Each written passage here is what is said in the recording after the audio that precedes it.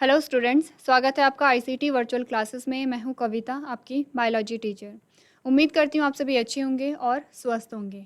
Class जैसे कि हमने डिस्कस किया है, यहाँ पे हमारा जो सिलेबस है, कौन सी यूनिट कितने नंबर की है, ये आपने पहले भी देख ली होगी कि जो कौन सा चैप्टर है वो कितने नंबर का है, ये जो यूनिट है वो कितने नंबर की है।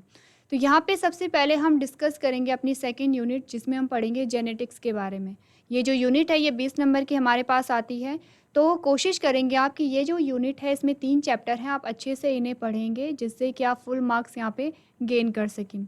इसके बाद मैंने आपको बताया था हम फर्स्ट जो यूनिट है हमारी रिप्रोडक्शन, उसे यहाँ पे डिस्कस करेंगे। उससे पहले हम जेनेटिक्स को यहाँ पे देखेंगे। यहाँ पे अपना चैप्टर स्टार्ट करने से पहले हम देखेंगे कि जो इम्पॉर्टेंट टर्म्स है जेनेटिक्स के, क्योंकि कुछ ऐसे शब्द होते हैं जिनके बिना हम आगे नहीं बढ़ेंगे। कुछ ऐसे टर्म्स होंगे जिनका मतलब आपको जानना बहुत ज़्यादा इंपॉर्टेंट है। तो पहले हम कुछ शब्दों को डिस्कस करेंगे, उसके बाद हम जेनेटिक्स यहाँ पे स्टार्ट करेंगे। पूरा जो चैप्टर है उसे हम डीप में नहीं जानेंगे, हम इम्पॉर्टेंट यहाँ पे देखेंगे। जैसे कि सबसे पहले हम बात करेंगे जो मेंडल्स के लॉ हैं उनके बारे में और उसके एक्सेप्शन के बारे में। तो आइए चलते हैं स्मार्ट बोर्ड की तरफ। चलिए क्लास सबसे पहले हम डिस्कस कर लेते हैं कुछ इम्पॉर्टेंट टर्म्स के बारे में। सबसे पहले हमारे पास आता है जो शब्द है वो है जीन। ठीक है, आपने जीन पहले भी सुना होगा और इस चैप्टर में आप जो जीन है वो हर एक सेंटेंस में लगभग सुनेंगे।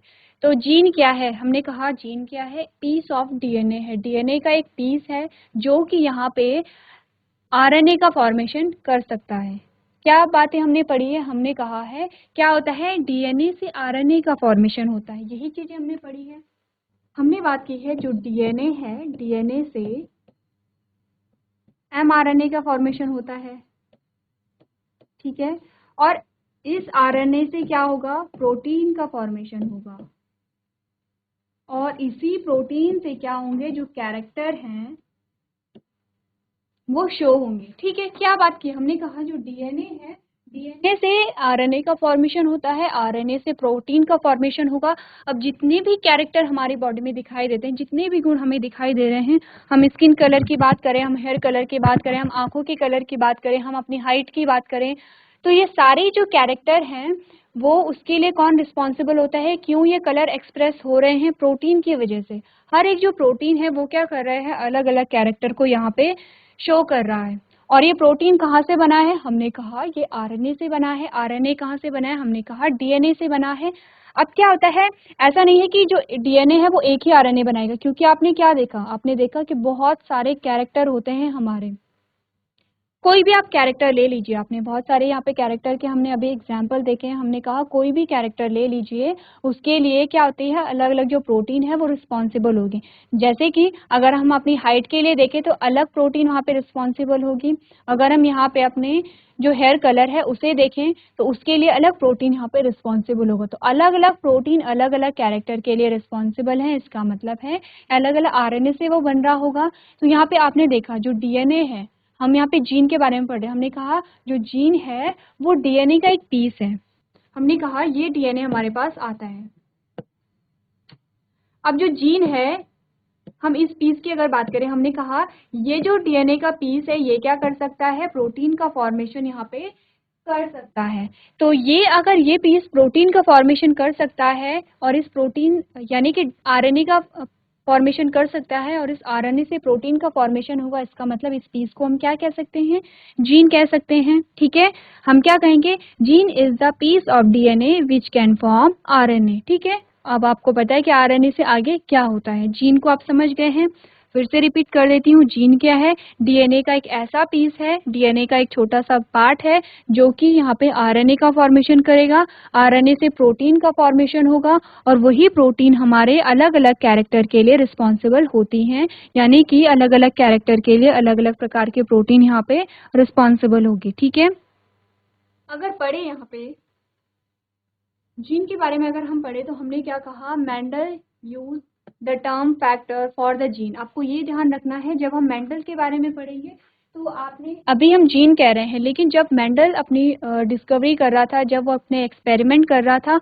उस टाइम पे उन्हें ये नहीं पता था कि ये क्या है, जीन है। उन्होंने क्या किया, उन्होंने जीन के लिए फैक्टर नाम को यूज किया।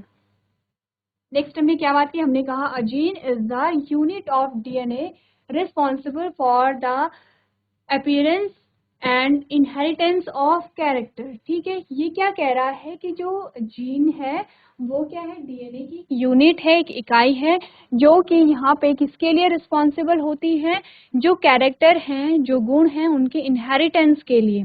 ठीक है, अभी आपको इनहेरिटेंस एक और शब्द आया है जिसकी मीनिंग आपको पता होनी चाहिए।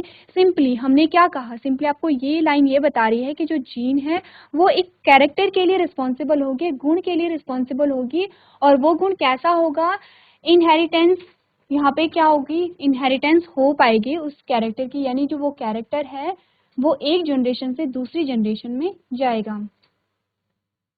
तो अब हमने बात कर ली है जीन की, फिर से हम देख लेते हैं। हमने कहा जीन क्या है, डीएनए का एक पीस है जो कि एक कैरेक्टर के लिए रिस्पॉन्सिबल है, क्योंकि वो क्या कर रहा है, फिर से देखिए, हमने कहा जो जीन है वो डीएनए का एक पीस है जो कि आरएनए का फॉर्मेशन कर सकता है, आरएनए प्रोटीन का फॉर्मेशन करेगा, और प्रोटीन ही क्या करेगा, एक गुण को नियंत्रित करेगा या फिर उसे रेगुलेट करेगा। ठीक है, अब हमने कहा कि जो जीन है वो किसके लिए, इनहेरिटेंस के लिए रिस्पॉन्सिबल हो सकता है या होता है। हमने कहा जो जीन है वो इनहेरिटेंस के लिए रिस्पॉन्सिबल होगा। तो अगर हम इनहेरिटेंस को पढ़े तो हमने क्या कहा, आपने देखा होगा कि जो कैरेक्टर हैं वो एक जनरेशन से दूसरी जनरेशन में जाते हैं या फिर एक पीढ़ी से दूसरी पीढ़ी में जाते हैं। ठीक है, आपने ये भी सुना होगा कि आपको किसी ने कहा होगा कि आपकी जो नाक है वो आपके पिताजी पे गई है, या फिर आपकी आंखों का जो कलर है वो आपकी मदर जैसा है। तो क्या हुआ, जो कैरेक्टर थे, जो आपकी मदर में जो कैरेक्टर था आंखों की कलर के लिए वो आप में आ गया है। क्या हुआ, जो कैरेक्टर है, जो गुण है, वो एक पीढ़ी से, एक जनरेशन से दूसरी जनरेशन में यहाँ पे आ गई है, क्योंकि एक जनरेशन क्या है, आपके पेरेंट है, और नेक्स्ट जनरेशन क्या है, आप हैं। ठीक है, सेम वही आपने क्या देखा कि जो आपके फादर थे, आपके फादर की जो नोज थी, जो नाक थी, वो लंबी थी, और ये जो कैरेक्टर है ये आप में भी आ गया है। यहाँ पे भी सेम वही हुआ कि जो कैरेक्टर है वो एक जनरेशन से दूसरी जनरेशन में पास हो रहा है। तो कैसे हम डिफाइन करेंगे इनहेरिटेंस को, हमने कहा process of transfer of characters from one generation to other generation is called inheritance. यानी कि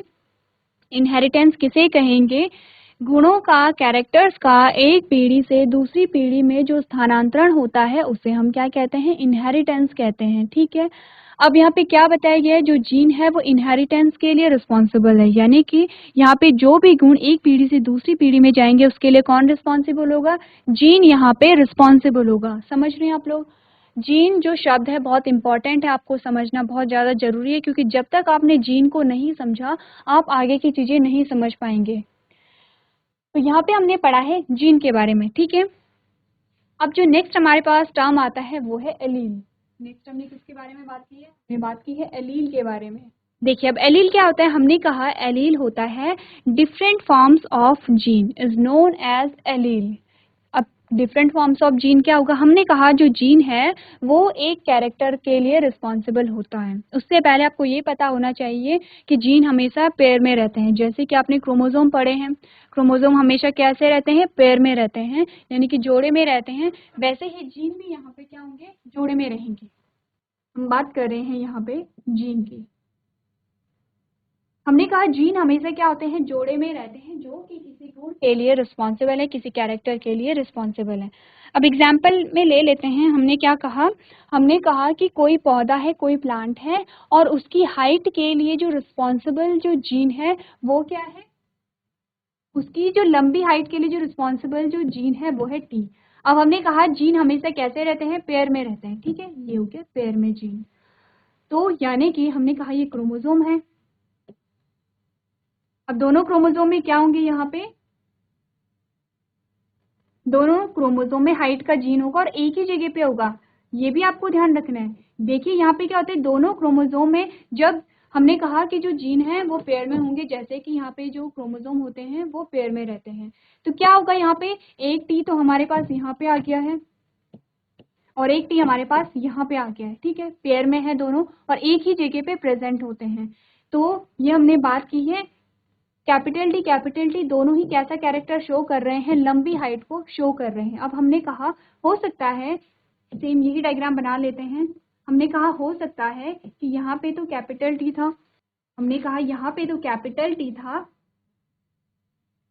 इस वाले क्रोमोसोम में कैपिटल टी था, लेकिन यहाँ पे जो जीन था वो लंबी हाइट को प्रोड्यूस नहीं कर पाया क्योंकि सम हाउ उस जीन में म्यूटेशन हो गए हैं, चेंजेस हो गए हैं, या वो क्या हो गया, डैमेज हो गया, खराब हो गया है। अब ये क्या कर रहे हैं, लंबी हाइट को प्रोड्यूस नहीं कर पा रहे हैं, तो इस जीन का हमने नाम रख दिया स्मॉल टी, क्योंकि ये लंबी हाइट को प्रोड्यूस नहीं कर पा रहे हैं। अब देखिए आपके पास दो प्रकार के जीन आ गए हैं, एक तो ये जीन है कैपिटल टी जो लंबी हाइट को प्रोड्यूस कर रहा है, एक या गया कैपिटल टी स्मॉल टी, यानी कि दोनों ही क्या कर रहे हैं, दोनों का ही जो गुण क्या है वो हाइट को बता रहा है, वो क्या कर रहा है, हाइट को डिनोट कर रहा है। दो प्रकार के अलग अलग जीन हमारे पास आ गए हैं, यानी कि जीन की हमारे पास कितनी दो फॉर्म यहाँ पे आ गई है, अलग अलग फॉर्म हमारे पास आ गई हैं। इसी को हम क्या कहते हैं, एलील कहते हैं, यानी कि different form of gene is known as allele.